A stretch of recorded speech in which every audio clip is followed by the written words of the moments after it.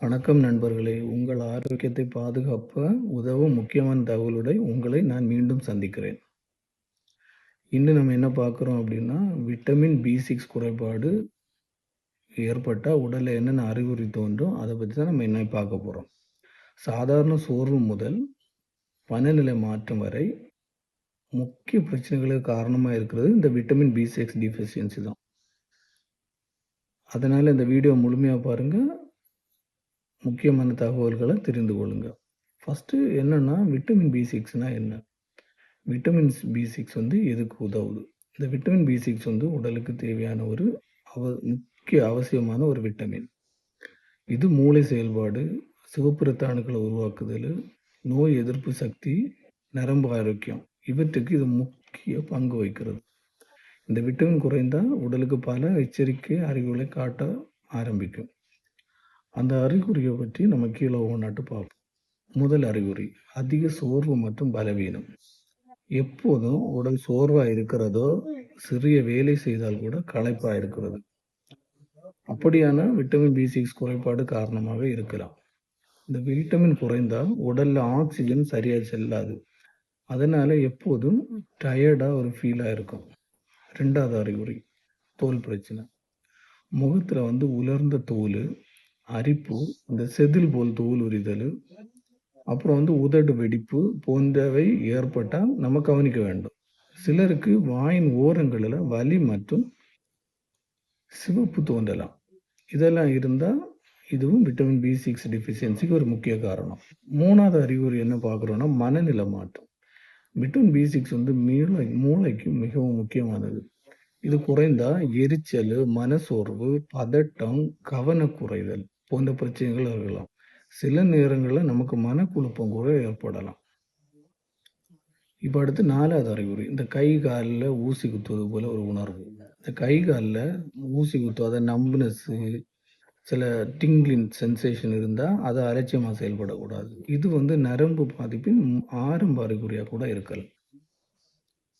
அடுத்து நம்ம என்ன பார்க்க போறோம் அப்படின்னா, நோய் எதிர்ப்பு சக்தி குறைவு. அடிக்கடி சளி, காய்ச்சலு அல்லது இன்ஃபெக்ஷன் வருது அப்படின்னா, விட்டமின் பி6 குறைந்தா இந்த இம்யூனிட்டி பலவீனமாகி உடல் நோய்களுக்கு எளிதில் பாதிக்கக்கூடும்.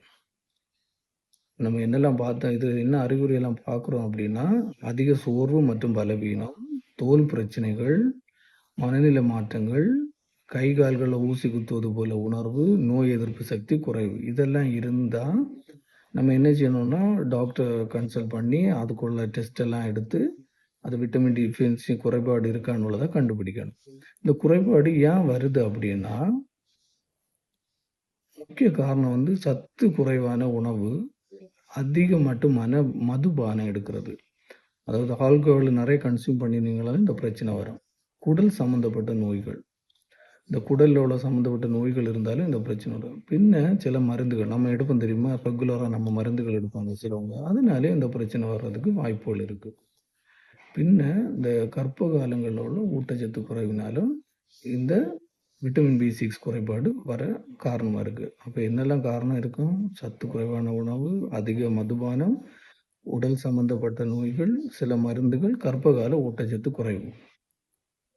இந்த பி6 அதிகம் உள்ள உணவு என்னன்னு பார்ப்போம். நம்ம என்னைக்குமே நம்ம இந்த உணவு வகைகள்ல சத்து அதிகமான உணவு வகைகள் எடுக்கணும். அதுல சில வந்து பி6 உள்ள உணவு வந்து முட்டை, வாழைப்பழம், மீனு, கோழி இறைச்சி, உருளைக்கிழங்கு, முழு தானியங்கள் மற்றும் கொண்டைக்கடலை. இதுல எல்லாம் பி6 அதிகமாக உள்ள உணவு இருக்கு. அப்ப இதெல்லாம் நீங்க ரெகுலரா உங்க உணவுல சேர்த்துக்கணும். கொஞ்சம் உங்க டெய்லி ஒவ்வொரு இத வச்சு சேர்த்துக்கணும். இது நீங்க எப்போ மருத்துவரை அணுகணும் அப்படின்னா, இந்த அறிகுறி வந்து நீண்ட நாட்களுக்கு இருந்தா மருத்துவரை அணுகி இரத்த பரிசோதனை மூலம் விட்டமின் பி6 அளவை கண்டறிஞ்சு அதுக்குள்ள மருந்து மாத்திரைகளை எடுக்கலாம்.